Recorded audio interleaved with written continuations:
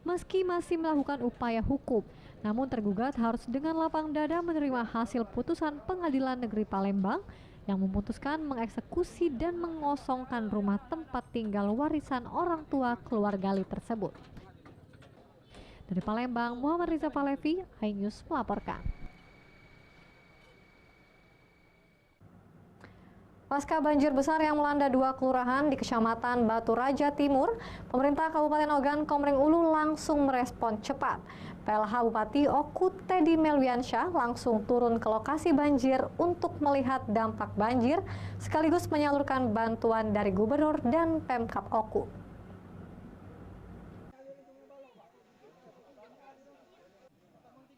Pemerintah Kabupaten Ogan Komering Ulu langsung bergerak cepat pasca banjir yang melanda 2 kelurahan di Kecamatan Batu Raja Timur. PLH Bupati Oku Teddy Melwiansyah langsung turun ke beberapa titik lokasi banjir untuk melihat dampak dari banjir tersebut. Teddy juga menyalurkan bantuan Gubernur Sumatera Selatan dan Pemkab Oku kepada ratusan warga yang terdampak banjir. Pemkab Oku turut berduka atas bencana banjir yang melanda Kelurahan Batu Raja Permai dan Kelurahan Sekarjaya. Pihaknya telah melakukan koordinasi dengan Dinas PUPR, BPBD, Camat, dan Lurah untuk mencari solusi mengatasi banjir tersebut. Setelah melakukan pengecekan di beberapa titik lokasi, ternyata ada pendangkalan dan penyempitan saluran air di 2 kelurahan tersebut. Kami di sini juga mengucapkan terima kasih kepada Bapak Gubernur yang telah memberikan bantuan kepada masyarakat. Perhatiannya luar biasa sekali. Begitu mendengar ada berita banjir terjadi di Batu Raja Timur, beliau langsung mengirimkan bantuan ke kami. Ini juga sudah tadi berkoordinasi dengan teman-teman dari BU, dari BPBD, dari kecamatan, dari kelurahan. Apa yang bisa kita carikan solusinya sehingga banjir yang tiap tahun terjadi khususnya di 2 kelurahan ini tidak terjadi lagi. Ke depan Pemkab Oku akan melakukan normalisasi saluran air di 2 kelurahan tersebut. Pemkab menghimbau agar warga tidak membuang sampah sembarangan. Dari Ogan Komering Ulu, Widuri Agustino, iNews melaporkan. Sementara itu pemirsa, masyarakat 4 desa di Kecamatan Semendo Darat Ulu Kabupaten Muara Enim secara swadaya membangun jembatan permanen sebagai akses menuju Dusun 4, Rantau Dedap, Desa Segamit, dan areal perkebunan masyarakat.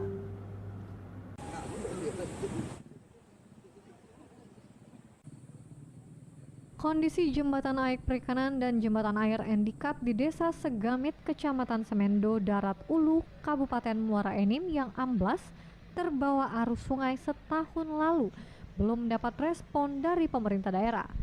Mengingat akses penyeberangan ini sangat penting bagi warga menuju areal perkebunan dan pertanian, pendidikan, dan perniagaan, masyarakat pun mengumpulkan dana secara swadaya dibantu perusahaan membangun kembali jembatan Dusun 4 Desa Segamit. Warga menuturkan pembangunan secara swadaya oleh masyarakat, khususnya 4 desa, yakni Segamit, Siring Agung, Aremantai, dan Desa Pajar Bulan. Pembangunan ini murni swadaya masyarakat untuk membeli material dan tenaga secara gotong royong. Bantuan pemerintah daerah gimana? Apa kira-kira yang mendorong semangat masyarakat untuk melaksanakan pembangunan secara swadaya ini, Pak? Karena satu-satunya jalan alternatif. Sudah ada berapa desa, Pak, ini yang ikut bergotong royong hari ini, Pak? 4 desa. Salah satunya Desa Segamit, ya? Segamit.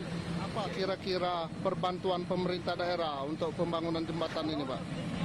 Untuk sementara belum ada, sama sekali belum ada bantuan dari pihak pemerintah daerah Morenin. Jadi ini murni swadaya dari masyarakat, Pak, ya, untuk membangun jembatan ini?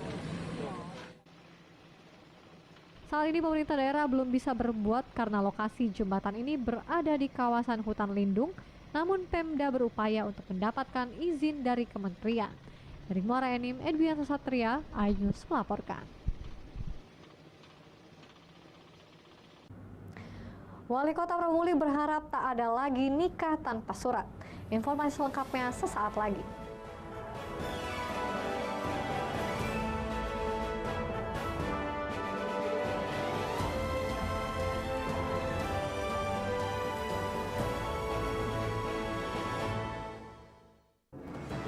berita ekonomi. Baru dan berbeda dari berita lainnya. Saya Syahna Suartono, News Update di iNews. Jember di iNews dengan konsep talk show hadir di prime time. Gak cuma promosi, tapi berbagi ilmu dan informasi juga. Kenapa akhirnya beralih karyawan ke usaha sendiri selain? Hah? Hari gini masih cari kerja. Kenapa nggak jadi pengusaha? Kita mendengar kisah-kisah sukses tadi. Mau jadi pengusaha sukses? Nonton deh Kata Sandi. Kata Sandi hanya Di iNews. Selamat malam pemirsa. Bapak sadar nggak menggantikan seorang menteri yang sangat populer? Ahmad Saroni mengatakan waktu saya gembel dulu. Seberapa gembel sih Anda dulu? Di Wuhan, apakah mereka menggunakan vaksin yang sama, Pak? Benih lobster. Yang sebelumnya dilarang untuk ditangkap sekalipun. Jangan jadi pejabat untuk jadi orang kaya. Salam inspirasi. After Hours with Helmi Yahya setiap Jumat pukul 18.30 live hanya di iNews.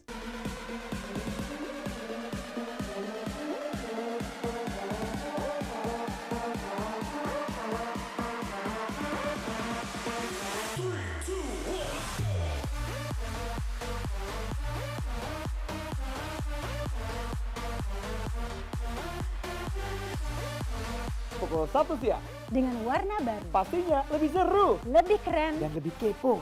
Intense Intense Reborn hanya di iNews. Ini dia.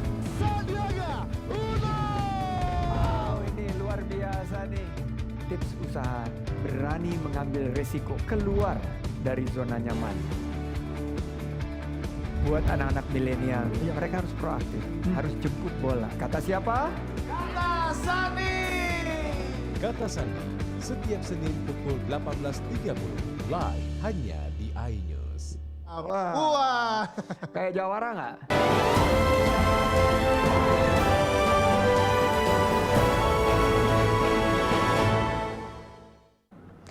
Terima kasih Anda masih bersama kami pemirsa. Puluhan warga Kota Prabu Mulih yang berada di Kecamatan Prabu Mulih Barat mengikuti sidang isbat nikah gratis yang diselenggarakan oleh pemerintah Kota Prabu Mulih dengan Pengadilan Agama Kota Prabu Mulih.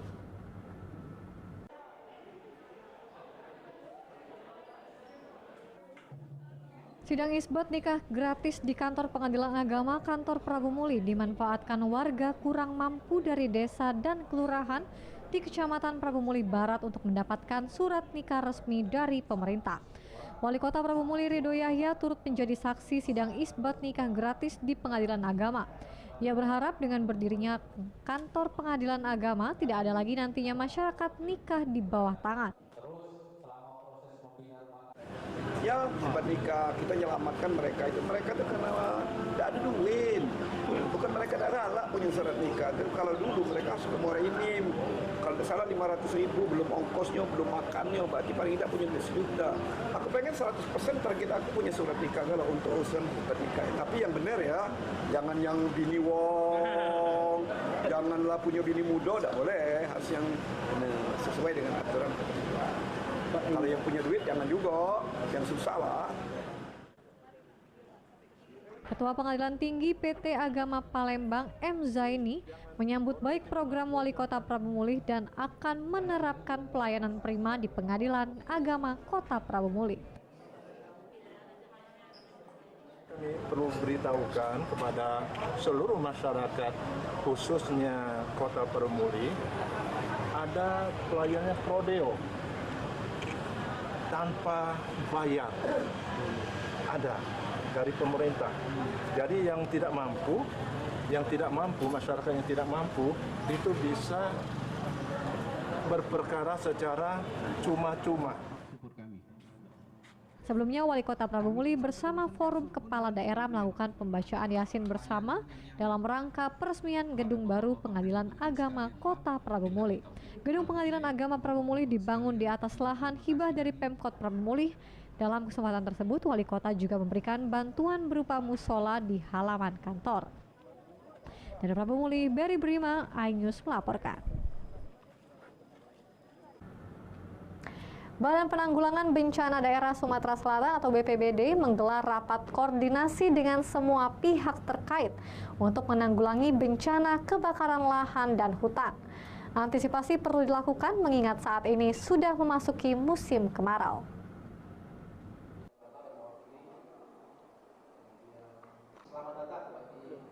Berdasarkan surat keputusan Gubernur Sumatera Selatan, BPBD Sumatera Selatan melaksanakan rapat koordinasi pembentukan dan penetapan posko pencegahan kebakaran lahan dan hutan di bawah pimpinan Komandan Korem 044 Garuda Dempo. Dan Rem 044 Gapo Brigjen Muhammad Naudi Nurdika sebagai Ketua Satgas sangat konsen terhadap Karhutla dengan melakukan upaya dengan menerjunkan personil, mengumpulkan data, kunjungan langsung ke wilayah rawan Karhutla.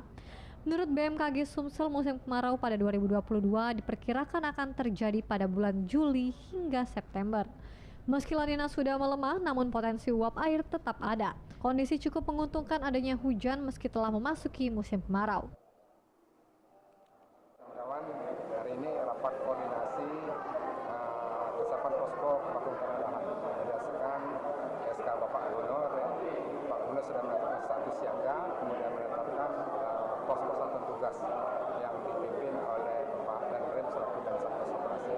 Hari ini kita rapat koordinasi dengan seluruh stakeholder terkait dengan satuan tugas yang dipimpin Pak Gubernur dalam rangka kita mengantisipasi kebakaran hutan dan lahan di tahun 2022. Untuk puncak kemarau sendiri pada tahun ini diprediksi tidak seperti biasanya, seperti normalnya di bulan Agustus. Kami prediksi di tahun ini wilayah Sumatera Selatan akan terjadi puncak musim kemarau di bulan Juli dan bulan September tahun 2022.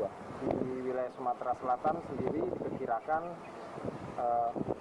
karena La Nina sedang kondisi moderate hingga lemah, diperkirakan sampai dengan akhir masa musim kemarau, potensi uap air yang masuk ke wilayah Sumatera bagian selatan itu masih cukup ada.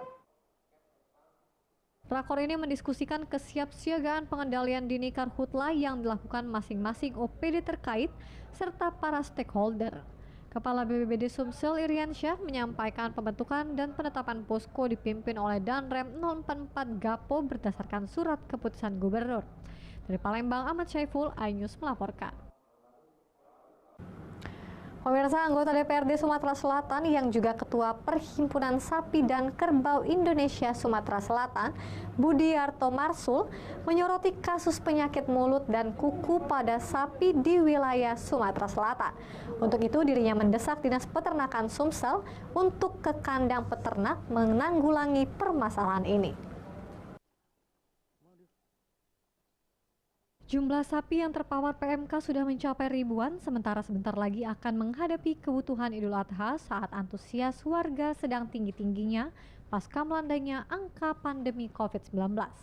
Permasalahan ini menjadi perhatian serius anggota DPRD Sumatera Selatan yang juga Ketua Perhimpunan Sapi dan Kerbau Indonesia Sumatera Selatan, Budiarto Marsul.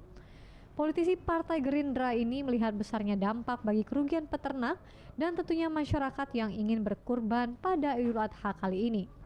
Budiarto meminta Dinas Peternakan Sumsel dan Kabupaten dan Kota untuk membantu memberikan obat-obatan kepada sapi agar tidak mati dan menularkan penyakit ke sapi lain.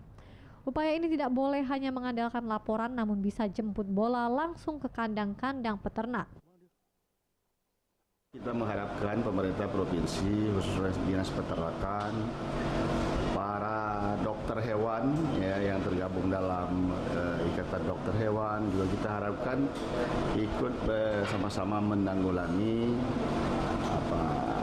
menangani ya kondisi seperti ini. Barangkali penanganan ini juga harus dengan cara-cara terobosan-terobosan yang luar biasa, karena ini kan persoalan yang luar biasa. Selain itu, Budiarto juga meminta peternak juga proaktif melaporkan kejadian di kandangnya agar tidak meluas ke kawasan lainnya. Dari Palembang, Bambang Irawan, iNews melaporkan. PMI Oku gelar donor darah massal. Jangan kemana-mana, tetap bersama kami.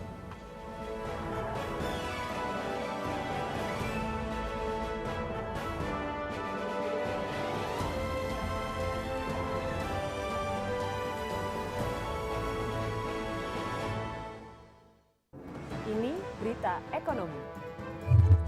Baru dan berbeda dari berita lainnya. Saya Syahna Suartono, This Update di iNews. Yang baru di iNews dengan konsep talk show hadir di prime time. Gak cuma promosi, tapi berbagi ilmu dan informasi juga. Kenapa akhirnya beralih karyawan ke usaha sendiri selain? Hah? Hari gini masih cari kerja. Kenapa nggak jadi pengusaha? Kita mendengar kisah-kisah sukses tadi. Mau jadi pengusaha sukses? Nonton deh Kata Sandi. Kata Sandi hanya di iNews. Selamat malam pemirsa. Bapak sadar nggak menggantikan seorang menteri yang sangat populer? Ahmad Saroni mengatakan waktu saya gembel dulu. Seberapa gembel sih Anda dulu?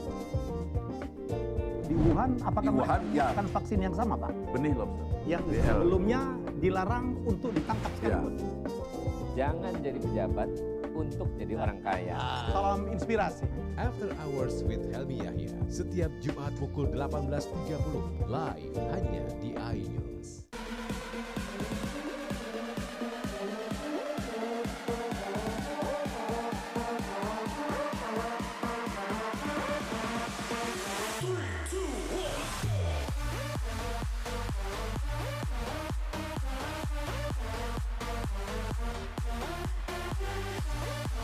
Pukul 1 siang. Dengan warna baru. Pastinya lebih seru. Lebih keren. Dan lebih kepo.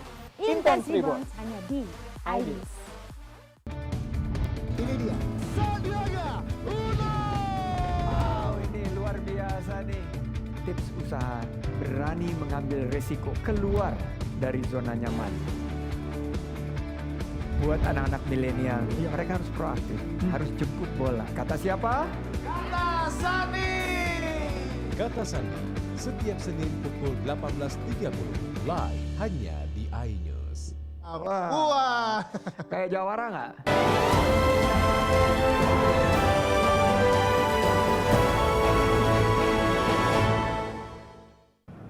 Anda kembali lagi dalam iNews Sumsel. Pemirsa, pembangunan yang dilaksanakan atas swadaya masyarakat menunjukkan masyarakat desa mampu membangun daerahnya sendiri, membantu program pemerintah.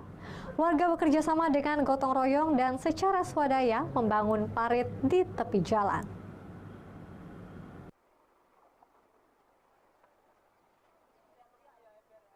Setiap minggu pagi, warga Dusun Talang Ilir, Kelurahan Sukomoro, Kecamatan Talang Kelapa, membuat saluran air sepanjang 2 km. Sumber dana pembangunan diperoleh dari warga 5 RT baik berbentuk uang maupun material. Pengerjaan juga dilaksanakan secara swadaya dan gotong royong. Kegiatan gotong royong tersebut rutin dilaksanakan setiap ada kegiatan baik dalam pelaksanaan pembangunan maupun kegiatan lainnya. Swadaya masyarakat digerakkan oleh Ketua RW dan Ketua RT yang mengajak semua warga agar ikut bersama secara sukarela dan gotong royong mewujudkan pembangunan saluran air agar lancar untuk mencegah kerusakan jalan saat musim penghujan. Ya, ini betul, ini asli murni dari swadaya masyarakat karena memang masyarakat menginginkan akses jalan yang baik. Jadi harapannya mungkin dengan kegiatan ini jalan akan lebih baik lagi dan tentunya juga mengharapkan perhatian pemerintah di kemudian hari. Kiranya setelah ini pemerintah mau istilahnya mengadakan kegiatan pengecoran di Jalan Talang Ilir ini. Dengan pembangunan siring jalan diharapkan akses jalan air menjadi lancar sehingga badan jalan tidak tergenang hingga jalan akan tetap kering. Sementara untuk pengecoran badan jalan sepanjang 5 km, masyarakat masih berharap kepada pemerintah karena membutuhkan dana yang cukup besar. Dari Banyuasin, Ahmad Syaiful, iNews melaporkan. Pemirsa, Palang Merah Indonesia Kabupaten Oku menggelar donor darah bersama relawan donor darah dalam rangka Hari Donor Sedunia. Selain donor darah, PMI memberikan piagam penghargaan kepada kelompok relawan donor darah.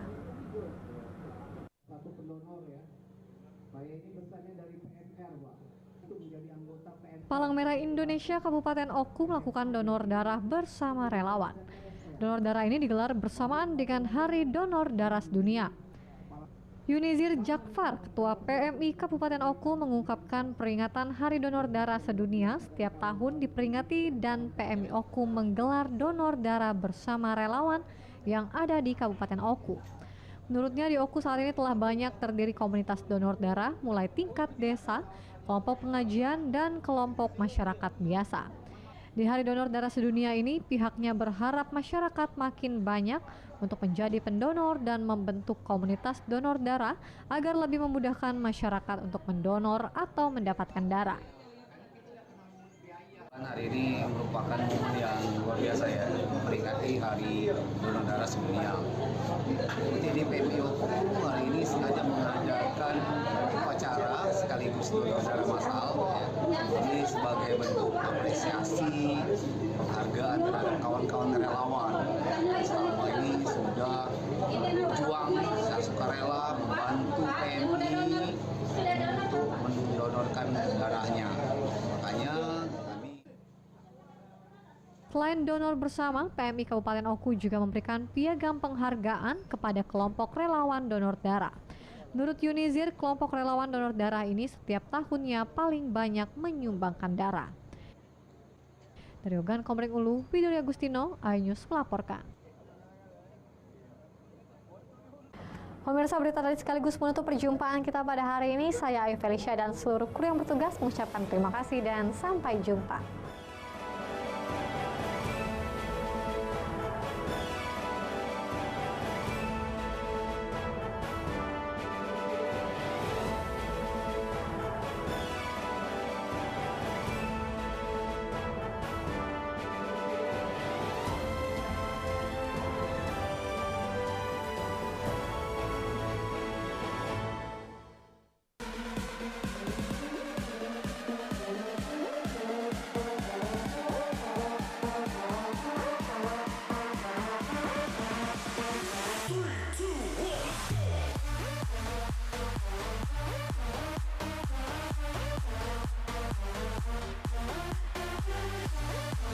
Pukul 1 siang. Dengan warna baru. Pastinya lebih seru. Lebih keren. Dan lebih kepo. Intensif.